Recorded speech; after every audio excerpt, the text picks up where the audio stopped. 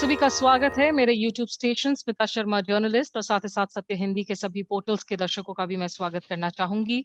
आज बातचीत Bharat America 2+2 dialogue की, क्योंकि इस वक्त नई दिल्ली में अमेरिका के विदेश मंत्री और उनके जो रक्षा मंत्री हैं वो मौजूद हैं।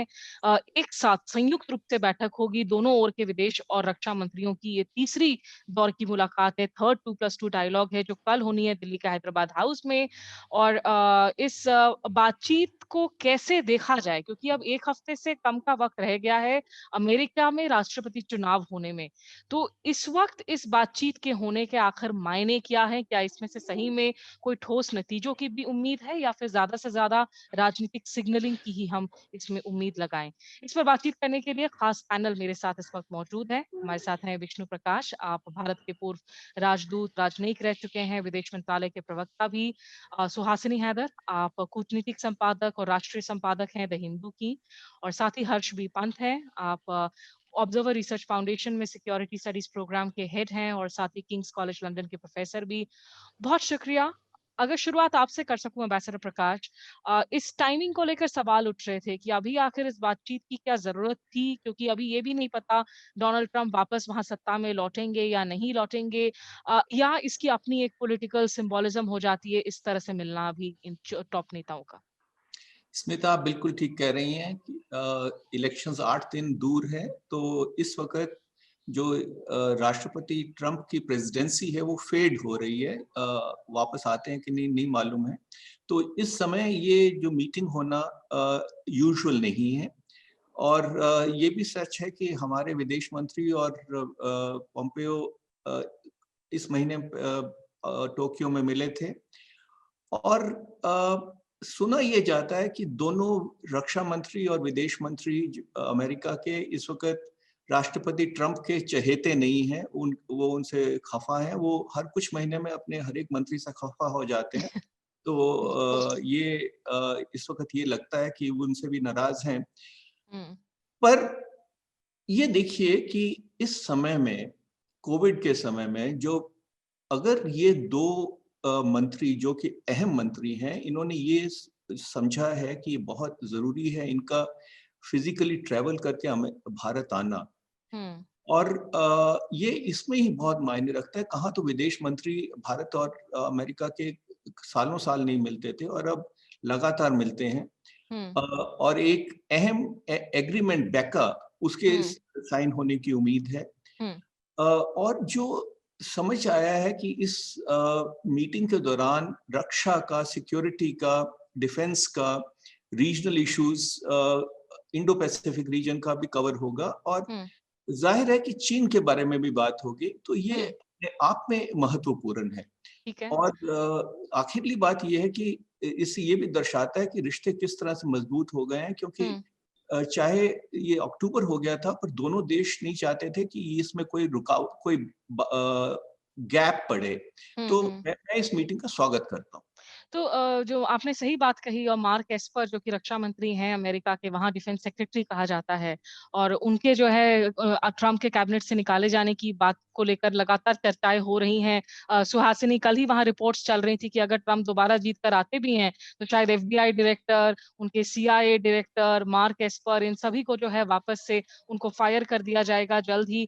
तो ऐसे में जो एम्बेसडर प्रकाश कह रहे हैं कि ये वर्चुअल मीटिंग भी नहीं है, ये एक फिजिकल मीटिंग है।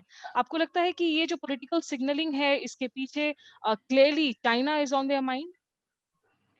हाँ, मतलब चीन का यहाँ पर जरूर एक मतलब एक जरूर एक पार्ट प्ले करता है, क्योंकि पिछले कुछ महीनों में जो हमने देखा है कि अमेरिका और भारत के बीच में जो संबंध है और जो क्वाड के जो संबंध है बहुत बढ़ रहे हैं। क्योंकि एक कॉमन फीलिंग सी है कि चीन का मुकाबला अभी करना पड़ेगा। अगर हम अभी चीन की तरफ से जिस तरह के हम अग्रेशन देख रहे हैं, इसका मुकाबला ना करें तो शायद बाद में थोड़ी देर हो जाएगी। हम्म। लेकिन इसके अलावा ये भी जरूर है, और मैं एम्बेसडर प्रकाश के साथ सहमत हूँ कि इसकी जो टाइमिंग है, एक इलेक्शन के एक हफ्ते पहले सच्ची अनयूजुअल है।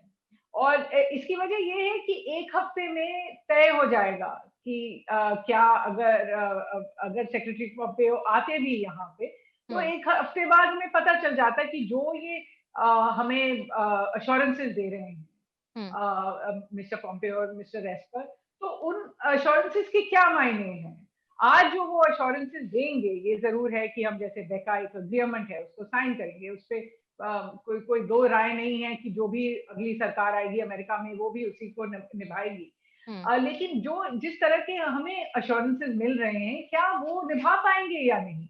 और मैंने हाल ही में इसी पर लिखा था कि 2016 में हमने एक बार ये हम कर चुके हैं, जहाँ पे उस वक्त सेक्रेटरी केरी इधर आए थे और उन्होंने बहुत मतलब कहा था कि हमें पेरिस अकॉर्ड पे साइन कर देना चाहिए, और हमने जो साइन किया था बशर्ते हम उसको वैसे भी साइन कर लेते क्लाइमेट चेंज के अकॉर्ड पे, हम वैसे भी ज्वाइन करने को तैयार थे क्योंकि इंडिया का अपना कमिटमेंट है क्लाइमेट चेंज की तरफ तहत। बट जो अमेरिका ने उस वक्त हमें जो अश्योरेंसेस दिए थे फिर वो निभा नहीं पाए थे, क्योंकि एक नई सरकार आ गई थी। मिस्टर ट्रम्प ने कहा कि पेरिस अकॉर्ड हमारे लिए कोई मायने नहीं रखता है, उन्होंने वॉकआउट कर दिया। और इंडिया की तरफ, इंडिया के लिए जिस तरह के रिन्यूएबल एनर्जी में वो इन्वेस्टमेंट करने वाले थे उन्होंने नहीं किया। तो इतना जरूर है कि जो भी हम इस मीटिंग में जो भी डिसीजन होंगे, जो भी निर्णय लिए जाएंगे, इनको एक बार फिर मतलब एक बार फिर उनको दोहराना पड़ेगा जब नई सरकार आएगी। लेकिन हर्ष, मैं बेका के बारे में सब बात कर रहे हैं, जो बेसिक एक्सचेंज अग्रीमेंट है, communication exchange and cooperation agreement, उस पर मैं आगे बात करूंगी। लेकिन थोड़ा सा पहले वाले सवाल को ही अगर आगे लेकर जाऊं, इसमें स्केप्टिसिज्म भी है इसकी टाइमिंग को लेकर, इसको वेलकमिंग भी किया जा रहा है। आपको नई दिल्ली से क्या सेंस मिल रहा है? क्या दिल्ली ने इसे वेलकम किया? क्या दिल्ली से कहीं कोई पुशबैक था?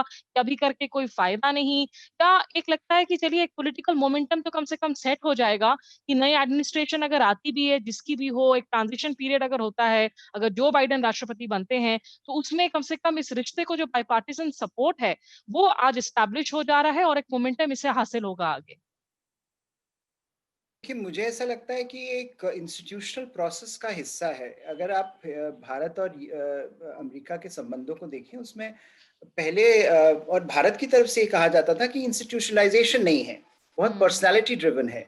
तो मुझे कहीं पर ये लग रहा है कि 2+2 डायलॉग का समय अपने आप में इसलिए भी सिग्निफिकेंस इसकी ये है कि जो एक काफी समय से हमारी एक परेशानी थी कि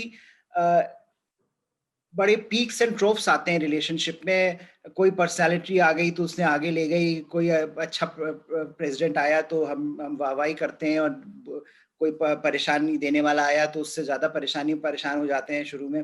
तो कहीं पर उस मुद्दे से हम आगे बढ़ गए हैं। कहीं मुझे ऐसा लग रहा है कि जो एक इंस्टीट्यूशनलाइजेशन पिछले 5-6-7 सालों में हुआ है, उसका ही नतीजा है कि चुनाव से पहले इस तरह की मीटिंग हो रही है। और हो सकता है चुनाव के बाद 3 नवंबर के बाद होती तो कुछ उसके और अलग डायनामिक होता।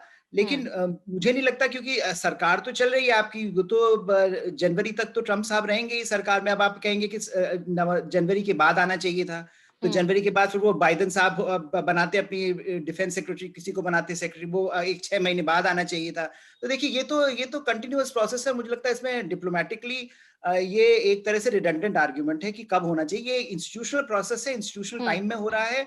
और मुझे लगता है भारत अमेरिका संबंधों को एक जो नई कगार पर खड़े हैं, उस पर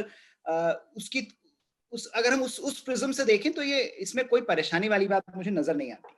लेकिन ये जरूर है कि जो भी डिस्कशंस होंगे, जो भी एग्रीमेंट्स होंगे, वो फिर से डिस्कस हो जाएंगे जो नई सरकार आएगी। लेकिन जो एग्रीमेंट होंगे वो तो सैक्रोसैंक्ट रहेंगे। तो ऐसे में हर्ष, इससे हम उम्मीद क्या करें इस वक्त आउटकम्स की? हम एक बात कर रहे हैं बेका की, क्योंकि दर्शकों को बताते चले कि भारत और अमेरिका के बीच में 2016 में और 2018 में 2 अहम फाउंडेशनल पैक्ट साइन हुए हैं। आज जिस तरीके से भारत और अमेरिका के मिलिट्रीज के बीच में, सेनाओं के बीच में, नौसेनाओं के बीच में बहुत बढ़कर एक्सरसाइजेज हो रही हैं, तो इंटरऑपरेबिलिटी के लिए ये फाउंडेशन पैक्ट्स हैं जो जरूरी हो जाती हैं। और लॉजिस्टिक्स अग्रीमेंट थे, अब बेका के जरिए जो जियो स्पेशियल इंफॉर्मेशन है, यानी कि आप highly accurate satellite data, nautical charts, aeronautical charts, ये सब एक्सचेंज करेंगे दोनों मुल्कों के बीच में। बेका को लेकर हर्ष जो रिजर्वेशंस थी 10 सालों से चल रही थी कि किस रीजन को लेकर ये रेसिप्रोसिटी के बेसिस पर हम इंफॉर्मेशन एक्सचेंज करेंगे या नहीं।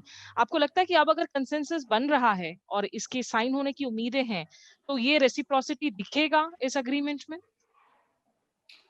मुझे लगता है दिखेगा, और मुझे लगता है कि भारत और जो अमेरिका के जो डिफेंस रिलेशनशिप हैं, जो मुझे लगता है सभी ऑब्जर्वर्स इससे एग्री करेंगे कि डिफेंस रिलेशनशिप ने जो ब्रॉडर रिलेशनशिप है उसको ड्राइव किया है पिछले कुछ सालों में। तो जो जो फाउंडेशन एग्रीमेंट्स धीरे धीरे हमने कंक्लूड किए, उसके बाद जो डिफेंस एक्सरसाइजेस हुई, जो एक कंफर्ट लेवल है डिफेंस इन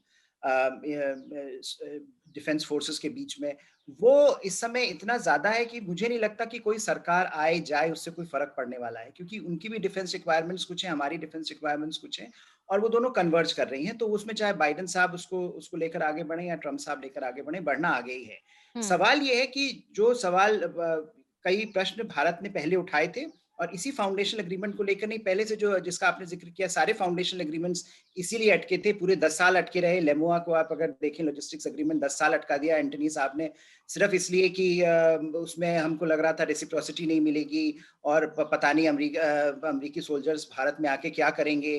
तो उसको अगर आप देखें तो अब आप जिस तरह के कॉन्वर्सेशंस आज होते हैं, जो जो हम टैक्टिकल डिटेल्स में जा रहे हैं, जहां हम देखिए, इंटरऑपरेबिलिटी तो नहीं आएगी। इंटरऑपरेबिलिटी के लिए तो आपको पूरे सिस्टम्स चेंजेस करने पड़ेंगे, और इंटरऑपरेबिलिटी के लिए तो आपको खुद भी डिसाइड करना पड़ेगा कि किस तरह के प्लेटफॉर्म्स आपको अगले कुछ सालों में तैयार करने हैं। तो उसके लिए तो कहीं पर भारत को अपनी रक्षा नीति को एक तरह से पूरा ऊपर से नीचे तक उसका आंकलन करना पड़ेगा कि आपको क्या ऐसी इंटरऑपरेबिलिटी चाहिए अमेरिका के साथ, या आप उसके लिए केपेबल है। मुझे नहीं लगता कि भारत इस समय जितने तरह के प्लेटफॉर्म्स हम ऑपरेट करते हैं, हम इंटरऑपरेबल हो जाएंगे किसी के साथ भी। लेकिन जो डायरेक्शन है, जो ट्रैजेक्टरी है, वो क्लियरली ये दिखाती है कि बेका का जो रिक्वायरमेंट है, बेका की जो बेसिक फाउंडेशनल रिक्वायरमेंट्स दोनों तरफ से हैं, और खासकर इस समय भारत के लिए जब आप देखें जिस तरह से आपका चीन के साथ इस समय विवाद चल रहा है, आपको किस तरह की इंटेलिजेंस रिक्वायरमेंट्स है, और जो भी इस समय डिस्कशन हो रहे हैं उसमें यही कहा जा रहा है कि देखिए, हमारे पास बेका साइन हमने नहीं किया है, लेकिन अगर आप मिलिट्री इंटेलिजेंस कोऑपरेशन देखें तो बहुत स्काई हाई है इस समय। इसमें कोई इसको कोई डिनाई नहीं कर सकता, जिस तरह की इंफॉर्मेशन हमको अमेरिका से मिल रही है। तो वो अगर आप देखें तो मुझे नहीं लगता कि कोई ऐसी परेशानी एट अ डिप्लोमेटिक लेवल इस समय ये एग्रीमेंट पेश कर रहा है। जो रिंकल्स थी वो साफ कर दी गई हैं, और इसको अगर आप कंक्लूड करेंगी तो एक तरह से जो 3 फाउंडेशन एग्रीमेंट्स इस समय कंक्लूड हो रहे हैं, वो एक तरह से रैपिंग अप हो गया है इस डिस्कशन का, कि ये डिस्कशन एक ऐसी स्टेज पर पहुंच गया है जब भारत और अमेरिका कॉन्फिडेंटली एक साथ डिफेंस इश्यूज को एक होलिस्टिक तरीके से देख सकते हैं और कोऑपरेट कर सकते हैं। सुहासिनी, आपको क्या लगता है कि ये बेका ही जो है, इसकी हालाँकि इसको अब लो हैंगिंग फ्रूट के तौर पर देखा जा रहा है, काफ़ी वक़्त से चूँकि इस पर चर्चाएँ चल रही हैं। क्या यही हाइलाइट रहेगा कल जब हैदराबाद हाउस में ये मुलाकात खत्म होगी, एग्रीमेंट साइन होंगे और जो डिफेंस रिलेशंस हैं इंडिया-अमेरिका के बीच में, आज की तारीख में आपका सेंस उस पर क्या है कि क्या ये रिलेशन बहुत ज़्यादा ट्रांज़ैक्शनल है, ख़ास करके in terms of American sales के नज़रिए से भारत जो खरीदारी भारत की बढ़ी है, उसने क्या और ज़्यादा इस रिश्ते को एक तरीके से ज़्यादा सीमेंट किया है? देखिए स्मिता, एक तो हाँ, बेका ये जो कल वार्ता होगी, बेका उसका एक बड़ा हाईलाइट होगा। ये हम 3 फाउंडेशनल एग्रीमेंट्स साइन कर चुके हैं। इस पे हम अटक गए थे थोड़ी देर के लिए, लेकिन 2016 के बाद अगर देखें तो पहले लेमुआ साइन हुआ था, फिर कॉमकासा साइन हुआ था ऑन कम्युनिकेशन सिक्योरिटी, फिर उसके बाद GSO MIA जो हमने साइन किया था, और फिर पिछले 2+2 में GSO MIA का एक भाग था LSA। तो ये सब मतलब अल्फाबेट्स जैसे लगते हैं, लेकिन ये 3 फाउंडेशनल एग्रीमेंट्स हो चुके थे, ये चौथा वाला था। तो ये जरूर एक मतलब एक ठोस कदम है दोनों देशों के बीच में। जहां तक डिफेंस रिलेशंस की बात आप करते हैं, तो मुझे नहीं लगता है कि सिर्फ ये डिफेंस सेल्स पे ये अब टिकी हुई हैं, क्योंकि एक तो डिफेंस सेल जरूर बढ़ी हैं, और हम अब ज्यादा और ज्यादा अमेरिकन प्रोडक्ट्स को यूज कर रहे हैं, हार्डवेयर को यूज कर रहे हैं। दूसरी जगह है एक्सरसाइजेज में, जैसे हमने पिछले महीने भी देखा जो पास एक्सरसाइजेज हुई थी, और अगले महीने जो क्वाड की एक्सरसाइजेज होंगी, तो मिलिट्री एक्सरसाइजेज में हम ज्यादा भाग ले रहे हैं एक दूसरे के साथ। और तीसरा मुझे लगता है एक स्ट्रेटेजिक विजन में एक यूनिटी दिखाई दे रही है अमेरिका के साथ। अगर आप देखें कि पिछले साल में जिस तरह से हमने क्वाड में हम शामिल हुए, हालांकि 2 साल पहले प्राइम मिनिस्टर मोदी ने खुद कहा था कि ये क्वाड कोई स्ट्रैटेजी नहीं है, इंडो पैसिफिक कोई स्ट्रैटेजी नहीं है, हमारे लिए एक जियोग्राफिकल एरिया है। लेकिन 2 साल बाद हम देख रहे हैं कि इसका एक स्ट्रेटेजिक विजन निकल रहा है। और इस महीने जो टोक्यो में हमने सुना था मिस्टर पोम्पियो से, जहां उन्होंने कहा कि इस क्वाड को हमें ऐसे बढ़ाना चाहिए कि चीन के खिलाफ हम एक काउंटर बना सके। चीन के कोअर्शन, उन्होंने जो शब्द इस्तेमाल किया था, उसके खिलाफ एक, तो उसी डायरेक्शन में मुझे लगता है कि हम जा रहे हैं। तो मुझे लगता है कि जब ये वार्ता होगी तो एक तो ये अग्रीमेंट्स को हम देखेंगे, दूसरी चीज है हम ये भी देखेंगे कि मिस्टर पोम्पेयो क्या कहते हैं, क्योंकि उनके अक्सर मिस्टर पोम्पेयो के जो स्टेटमेंट्स होते हैं काफी स्ट्रॉन्ग स्टेटमेंट्स वो कहते हैं, और चीन के मामले में तो बहुत कुछ कह गए हैं ऑलरेडी, और शायद और भी कहेंगे कल।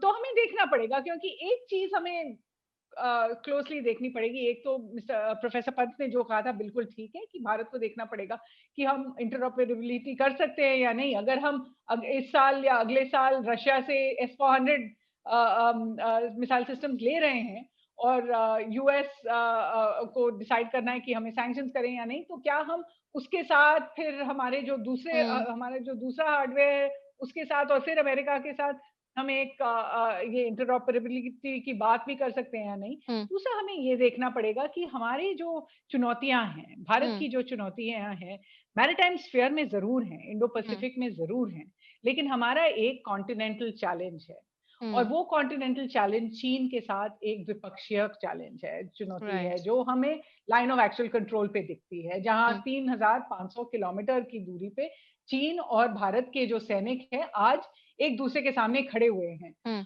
क्या यूनाइटेड स्टेट्स या कोई भी, मतलब जो हमारे मैरीटाइम स्फीयर में कोई भी हमारा जो कोalition, उसमें हमारी किसी तरह से मदद करता है? जरूर कर सकता है, इन terms of hardware, in terms of intelligence, इस तरह से तो मदद कर सकते हैं। लेकिन हमारी जो चुनौती है उसमें भारत को अपने आप ही खड़ा होना पड़ेगा। तो मुझे लगता है वहां पर बात जाकर अटक जाती है। एक इम्पोर्टेंट पॉइंट, और इसका ये सवाल मैं इनफैक्ट एम्बेसडर प्रकाश से पूछना भी जा रही थी, और थोड़ा दर्शकों को बता दें कि जब हम क्वाड्रिलैटरल का जिक्र करते हैं तो उसमें भारत, जापान, ऑस्ट्रेलिया और अमेरिका की हम बात करते हैं। इनके विदेश मंत्रियों के बीच में आखिरी मुलाकात टोक्यो में हुई थी, और उसके बाद मालाबार एक्सरसाइज जो भारत, अमेरिका और जापान के बीच आखिर हुई थी, उसमें अब वापस से ऑस्ट्रेलिया को 2007 के बाद वापस आने के लिए हरी झंडी दिखा दी गई है, जो अगले महीने होने जा रही है bay of Bengal bay of Bengal और अरेबियन सी एरिया में। एम्बेसडर प्रकाश, जिस बात का सुहासिनी ने जिक्र किया, जब आप माइक पोम्पियो के टोन टेनर की बात करते हैं, क्वाड्रिलैटरल मीटिंग के बाद में जो स्टेटमेंट्स आई, माइक पोम्पियो ने चीन का नाम लिया, चीन पर जो है वो गरजे बरसे, और जो कहते हैं नो मिंसिंग ऑफ वर्ड्स, जबकि दूसरे स्टेटमेंट्स में चीन का नाम नहीं लिया जाता। आज एक सीनियर एडमिनिस्ट्रेशन ऑफिशियल की जब बैकग्राउंड ब्रीफिंग होती है यूएस स्टेट डिपार्टमेंट की तरफ से, तो वो कहते हैं भी ये जो हमारा क्वाड्रिलैटरल है वो कोई अलायंस नहीं है, इसके दरवाजे खुले हैं अगर दूसरे सदस्य भी आना चाहते हैं। और एलएसी के अग्रेशन के मद्देनजर में वो कहते हैं कि हम चाहते हैं कि ये सिचुएशन और एस्केलेट ना हो, हम नजर बनाए हुए हैं। चीन पर ये जो अलाइनमेंट है, ये सेम पेज पर नजर आता है, या आपको लगता है चूंकि अमेरिका में इलेक्शन ईयर है तो वहां ज्यादा तीव्र शब्दों का इस्तेमाल हो रहा है? क्या ये इंडो पैसिफिक की जो बैलेंसिंग है इस वक्त, या जो पॉलिसी है, उसमें कोई बदलाव की संभावना है 3 नवंबर के बाद? जो आपने बहुत ठीक टिप्पणियां की हैं, और मेरा जवाब ये है कि ऑल ऑफ द अबव, ये सब चीजों का कुछ कुछ अंश है। और देखिए, जो अहम बात यह है कि 2 साल में इतना परिवर्तन आ गया है जियो स्ट्रेटेजिक सिचुएशन में कि लगता है कि एक सदी निकल गई हो, और चीन का नकाब हट गया है।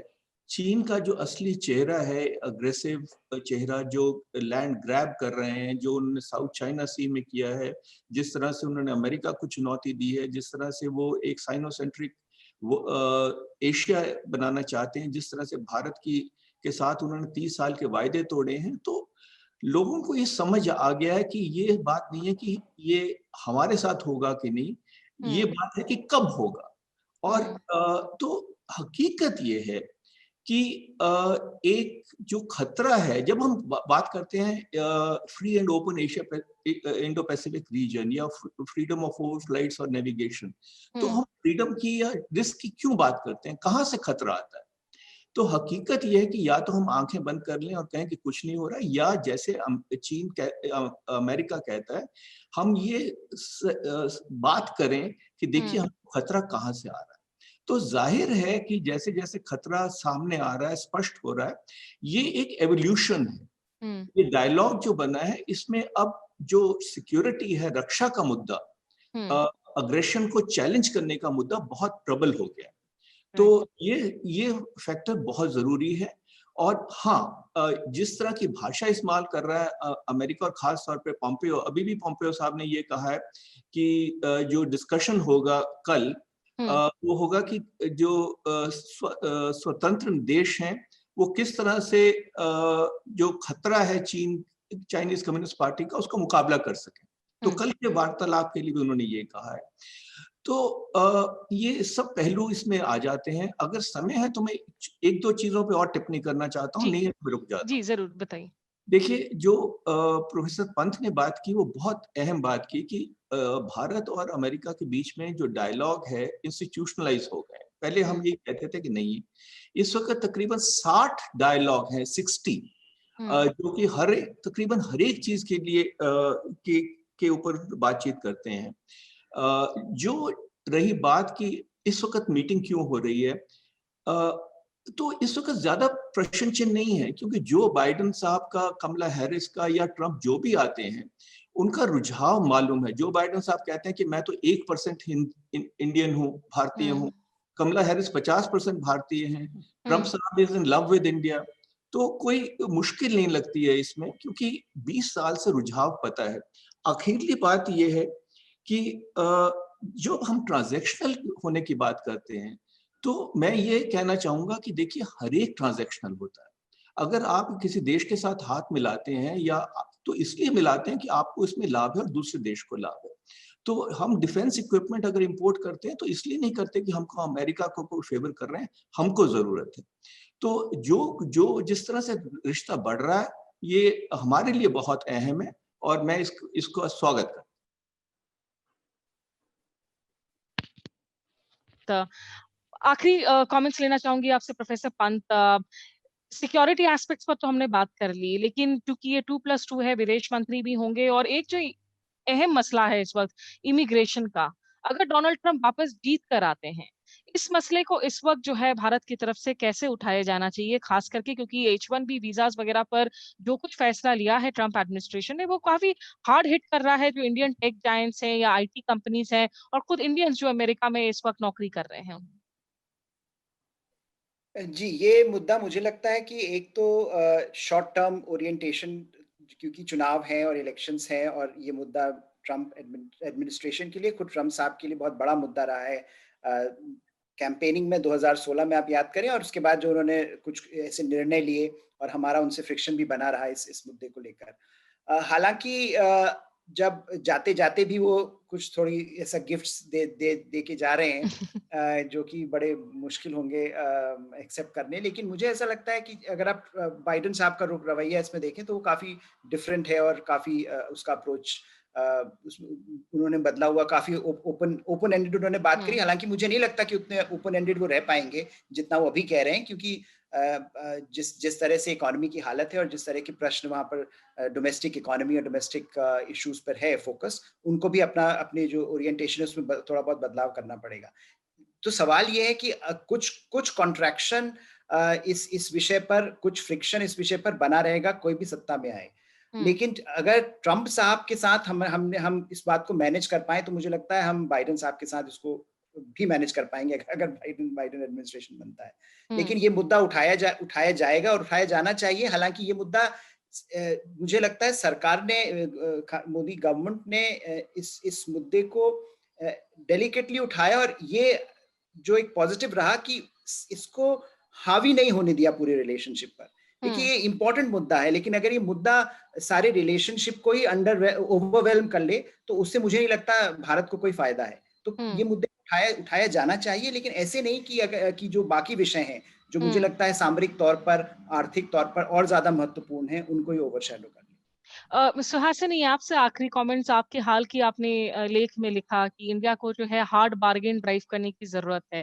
किन मुद्दों पर? क्योंकि जो काटता सैंक्शंस को लेकर सबसे ज्यादा चिंताएं हैं, खास करके ईरान के साथ जो ताल्लुक हो, ट्रांजैक्शंस हो, या रशिया के साथ S-400 का आपने जिक्र किया। उस पर जो बातें आई हैं, उससे लगता है कि कहीं ना कहीं इंडिया के लिए एक फेवरेबल पोजीशन ले रखा है अमेरिकी एडमिनिस्ट्रेशन। बिल्कुल, लेकिन मुझे लगता है कि अगर हमने ये कर भी दिया है कि मिस्टर पोम्पियो और मिस्टर एस्पर को यहाँ बुलाया है, और जैसे एम्बेसडर प्रकाश ने कहा था, हमारे प्रोटोकॉल के मुताबिक नॉर्मली एक इलेक्शन के एक हफ्ते पहले हम डिग्निटरीज को नहीं बुलाते हैं, लेकिन अगर हमने बुला भी लिया है और हम टॉक्स भी कर रहे हैं और हम इनके एग्रीमेंट पे साइन भी कर रहे हैं, तो शायद हमें अपने लिए भी कुछ ठोस चीजें मांग लेनी चाहिए जिन पे हम पिछले 4 साल से इनसे बात कर रहे हैं। जिस तरह से है ये जीएसपी स्टेटस पे, जो जीएसपी स्टेटस मिस्टर ट्रंप ने विड्रॉ किया था इंडिया के एक्सपोर्टर्स से 1.5 साल पहले, उसको वापस देने का वायदा अगर हम अभी इनसे बात कर सकें, हालांकि कॉमर्स की जो इश्यूज होते हैं नॉर्मली 2+2 में नहीं आते हैं, लेकिन इस मुद्दे पे तो एक्सटर्नल अफेयर्स मिनिस्टर ने बात भी की है पिछले साल में। दूसरा, जैसे आपने कहा, S-400 कैट्सा पे जो एग्जेम्पशन इंडिया को मिलना था, अगर वो अब किसी तरह से ठोस कदम ले लें और कह दें, तो इंडिया के लिए बेहतर होगा, क्योंकि अगर किसी तरह से एक डेमोक्रेट एडमिनिस्ट्रेशन अगले साल आए, और ये डेमोक्रेट एडमिनिस्ट्रेशन का रशिया पे हमें पता है क्या रुख है, जो कैट्सा जो सैंक्शन लॉ है वो डेमोक्रेट्स ने पुश करवाया है अमेरिकन के थ्रू, अमेरिकन कांग्रेस में। तो अगर हमें किसी तरह से अभी अपफ्रंट रिपब्लिकन एडमिनिस्ट्रेशन से ये अश्योरेंसेस मिल जाए, तो मुझे लगता है कि ये भारत के पक्ष में होगा। और इन चीजों पे हमारी जो बातचीत 4 साल से रह चुकी है, हमें फिर से नहीं करनी पड़ेगी। अगर वो किसी तरह से हमें भी कुछ अश्योरेंसेस दे दें, इसका मैं पहले भी जिक्र कर रही थी कि जो वो कह सकते हैं आज, शायद एक हफ्ते पहले नहीं कह पाएंगे। हो सकता है वो कह पाएंगे, लेकिन ये हम रिस्क ले रहे हैं, गैम्बल ले रहे हैं। तो अगर हम गैम्बल ले रहे हैं, तो थोड़ा बहुत हमें अपने लिए भी बार्गेन करना चाहिए। तो आखिरी सवाल आपसे, एम्बेसडर प्रकाश। सुहासिनी ने ट्रेड के इश्यूज का जिक्र किया, और ट्रेड एक ऐसा एरिया है जहां ट्रंप एडमिनिस्ट्रेशन ने ऐसे कदम उठाए हैं जो भारत के लिए बहुत डिसफेवरेबल रहा है। जीएसपी का मुद्दा हो, डेवलप्ड कंट्रीज के तर्ज पर ट्रीटमेंट की बात हो, या आप की जो ड्यूटीज हैं, एल्यूमिनियम स्टील की टैरिफ्स है, उनको रेस करने की बात हो। तो इन मुद्दों पर कुल मिलाकर आपको लगता है क्या इसका जिक्र होगा 2+2 डायलॉग के दौरान? और आप क्या जाते जाते रेटिंग करना चाहेंगे आप ट्रंप एडमिनिस्ट्रेशन के लिए? इस एडमिनिस्ट्रेशन के लिए एक हफ्ता बाकी है, 1 से 10 के पॉइंट कार्ड पर कितना पॉइंट्स देंगे आप कि सिक्योरिटी पर्सपेक्टिव्स या प्रिज्म को अगर हटा दे तो कितना फेवरेबल रहा ये रिलेशनशिप? मुझे नहीं लगता है कि आर्थिक मामलों पे ज्यादा बात होगी, और कोई इसके इंडिकेशंस हैं भी नहीं, क्योंकि ये बात हमारे कॉमर्स मिनिस्टर के साथ और उनके यूएसटीआर के साथ हो रही है, और समझा ये जाता है कि काफी आगे बढ़ गया है, काफी ये नतीजे के पास पहुंच रही है चीज। तो मुझे नहीं लगता है कि अगर बात हुई भी तो औपचारिक तौर पे, जैसे कहते हैं कि कोई इशू को फ्लैग करने वाली बात होगी, उससे ज्यादा होनी नहीं चाहिए, क्योंकि इसका फोकस जो है कुछ और है। और शायद इस वक्त कोई भी सरकार के नुमाइंदे कोई कमिट नया कर पाए, वो मुझे नहीं लगता है। अमेरिकन सिस्टम में भी नहीं होगा शायद। और जहां तक ट्रंप साहब की बात है, उनके कितने अंक देने चाहिए, तो इसका सवाल थोड़ा सा ये लंबा है। डिपेंड करता है कि वो जब सुबह उठते हैं तो कितने अंक दूंगा, रात को सोते हैं तो कितने अंक दूंगा, तो मैं इसके औसत निकाल के आपको बताऊंगा। और वो जब ट्वीट करते हैं तब भी वो अंक शायद बदल जाते हैं। बहरहाल जाहिर सी बात है कि इस वक्त भारत अमेरिकी रिश्ते की जो डायनामिक्स है वो पहले से कहीं ज्यादा बदली है, मजबूत हुए हैं। खास करके सुरक्षा के पहलू, डिफेंस के पहलू में अगर हम देखें तो P-8 C-17 एयरक्राफ्ट की जो सबसे बड़ी फ्लीट है अमेरिका के बाहर, आज दरअसल वो भारत के पास है। तो इस तरह के कई सारे अहम पहलू, और 2 बड़ी लोकतांत्रिक देशों के बीच में बातचीत होती रहनी चाहिए, हाईएस्ट लेवल पर हो, तो ये और अच्छी बात है मुझे लगता है। बहुत शुक्रिया फिलहाल सुहासिनी हैदर, एम्बेसडर प्रकाश और प्रोफेसर पंत, आप सभी का मेरे साथ इस चर्चा में जुड़ने के लिए। सत्य हिंदी के और वीडियोस को देखने के लिए हमारे YouTube चैनल को सब्सक्राइब करें, और सीधे नोटिफिकेशन पाने के लिए बेल आइकन दबाएं।